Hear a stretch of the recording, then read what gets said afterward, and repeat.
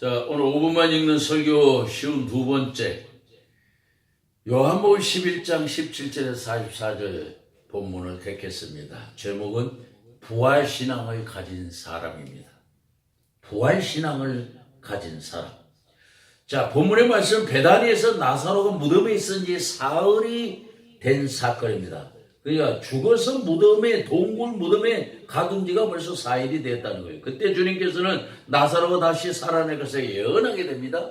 그리고 실제로 주님께서 죽은 나사로를 살리셨습니다. 죽은 나사로가 다시 살아나는 사건에서 부활을 믿고 살아가는 사람들의 부활이 천명이 되고 있습니다. 나사로의 부활을 통해서 주님을 믿는 사람들이 다시 살아난다는 것입니다. 본문을 배경으로 하면서 우리는 부활신앙을 가진 사람이라는 제목으로 은혜를 나누고자 합니다. 부활신앙을 가진 사람 무슨 뜻입니까? 먼저는 부활을 확신하는 사람이라는 뜻입니다. 본문 23절 24절 예수께서 이르시되 내 오라비가 다시 살아나리라. 마르다가 이르되 마지막 날에는 다시 살아날 줄을 내가 아나이다 고 말합니다. 주님께서 죽은 나사로 다시 살아날 것이라고 예언을 하시는데 마르다는 그 의미를 정확하게 모르고 있습니다. 그래서 마르다는 내 마지막 날엔 다시 살아날 것으로 알고 있다는 교리적인 답변을 하게 됩니다. 마찬가지로 그리스도를 믿는 모든 사람들 중에 교리적인 신앙 고백을 하는 사람이 꽤 많아요. 여기에서 마르다가 부활을 확신하지 못하는 심리가 그대로 드러난 것처럼 말입니다. 물론 마르다가 마지막에는 부활이 있다는 사실을 알고 있다는 것만으로도 상당히 훌륭하기는 합니다. 그런데 지금 당장 오라버니 나사로가 살아나려는 예언에는 아주 둔감했던 것입니다. 왜 그랬을까요? 아마도 마르다는 오라버니가 이 자리에서 부활한다는 것을 생각할 수 없어서 그렇게 답을 했을 것입니다. 부활을 확신하는 것이 쉽지 않지요. 그래서 부활을 확신하는 그리스도인은 신앙의 기초공사를 제대로 한 사람이라고 보아야 합니다. 왜요? 부활신앙은 기독교의 핵심이기 때문입니다. 그래서 부활을 확신하는 그리스도는 죽음의 권세가 세력을 떨치지 못합니다. 부활을 확신하는 사람은 죽을까봐 겁을 내는 마음이 아니라 담대한 마음으로 살아가기 때문입니다. 그리고 부활을 확신하는 사람은 지금의 삶을 사랑하고 어떤 경우에도 감사하며 살아갑니다. 다시 부활하기 때문입니다. 그런데 누구든지 간에 부활을 확신하지 못하고 있다면 부활을 확신하고 싶지 않은 부정적인 의지가 있어서 그런 것이 아닌지 생각해 보아야 합니다. 내 속에 있는 많은 부정성이 부활을 확신하지 못하게 만들고 있다는 것입니다.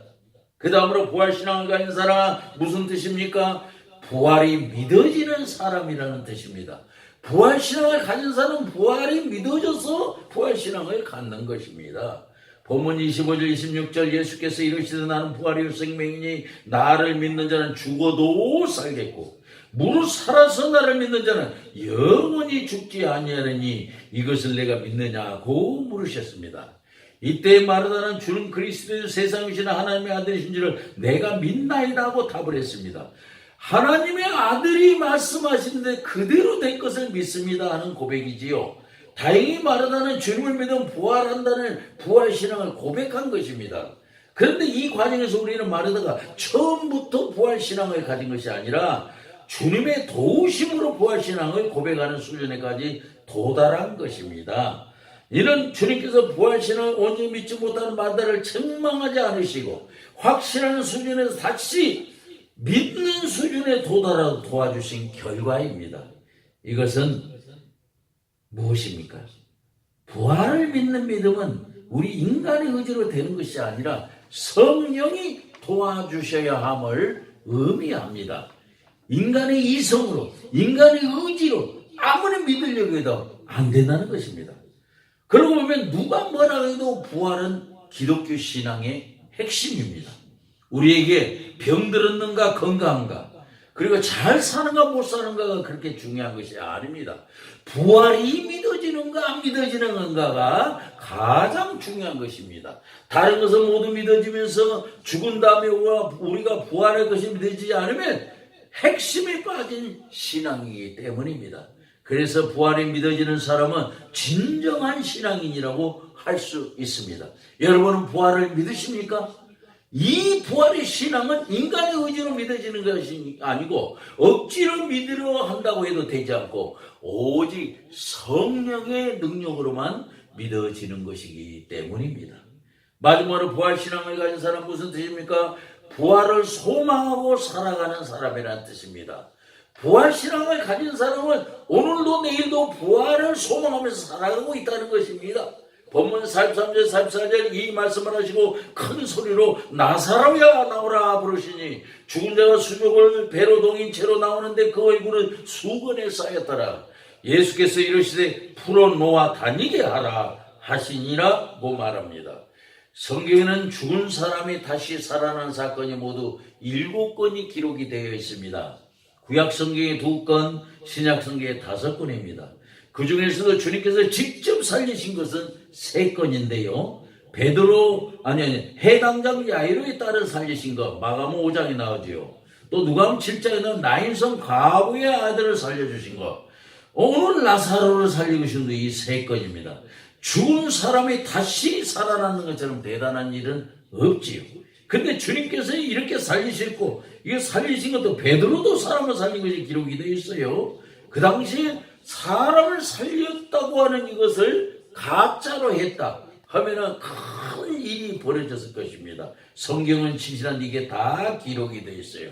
우리가 알듯이 생명이 한번 끝나는 것이 아니고 봄이 되면 다시 살아나는 생명 원리를 보면 여기서 말하는 부활은 영원한 생명의 부활을 얘기하는 것입니다. 부활은 모든 사람이 바라는 최대의 희망이자 소망이지요. 사람이 누구나 다시 살아나는 부활을 꿈꾸고 살아간다고 합니다. 비록 기독교 신앙을 갖지 않는 사람이라도 말입니다. 그래서 어느 공동묘지 작은 무덤 앞에는 이런 글이 새겨져 있다고 합니다. 물론 믿지 않는 사람이 쓴 기록이지요. 자, 비석이 이렇게 쓰여 있습니다. 눈 내리던 아침에 지는 한 송이 모란 네가 다시 필 날을 아빠는 기다릴게 라고 적혀 있었다고 합니다. 비록 기독교 신앙을 갖지 않았던 사람이라도 무의식 가운데는 부활을 소망하며 스스로를 위로하며 살아간다는 것입니다. 하물며 그리스도인에게 있어서 부활을 소망하면 더 말할 필요가 없을 것입니다. 그러기에 사도 바울은 부활의 소망을 가진 사람이 가장 행복한 사람이라고 말합니다. 그 반면에 우리에게 부활이 없으면 우리가 모든 사람 가운데 가장 불쌍한 사람이라고 했던 것입니다. 가는 인생의 길에 저와 여러분은 죽은 후에 다시 살아난다는 부활신앙을 가진 사람이 되기를 바랍니다. 생명 웅터는 이 계절에 부활신앙을 회복하여 복을 받으시는 저와 여러분이 되시기를 바랍니다. 기도하십시다. 주님, 우리가 믿을 때에 부활을 확신하는 사람이 되게 하소서. 우리는 부활이 믿어지는 사람이 되게 하소서. 그리고 우리는 부활을 소망하며 살아가는 사람이 되게 하소서. 그리하여 우리는 부활의 신앙으로 죽음의 두려움을 이김으로 평안한 삶을 살아가게 하소서. 부활을 믿고 살아가는 사람에게 반드시 복을 내리시는 예수님의 이름으로 기도합니다. 아멘.